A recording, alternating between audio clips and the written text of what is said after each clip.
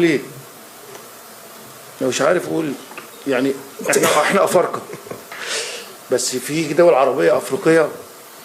انا مش هتكلم على الاستاد كله كان عامل ازاي، ولا كان في دماغي وقلت اللعيبه بتاعتي، ولا سامعين حاجه ولا عارفين حاجه. بالعكس احنا كنا سعداء ان مصر كبيره، مصر قويه، مصر ام العرب، مصر ام العرب وام افريقيا.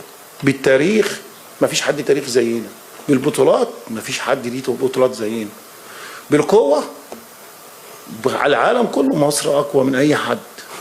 مصر الناس كلها بتغير منها، وعشان كده منتخب مصر كمان في الكوره واخد 7 بطولات، في غيره منه.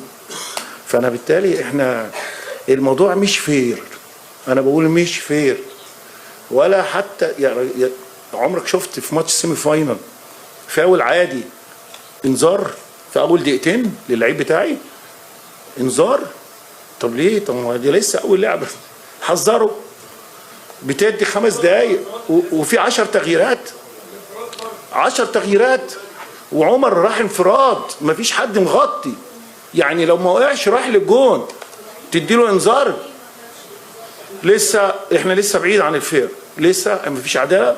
وفي نفس الوقت انا قلت البطوله امكانياتها كبيره، ولكن احنا كان في ناس مش عايزانا نوصل فاينل، والناس معروفه اللي كانوا مالين الملعب دول.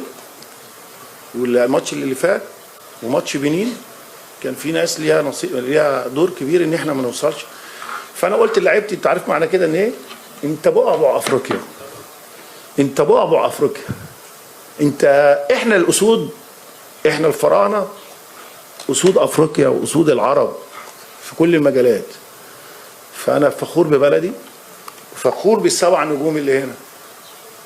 احنا 7 ستارز. Yes, 7 stars. Nobody can make again the same injury. Yeah. بس.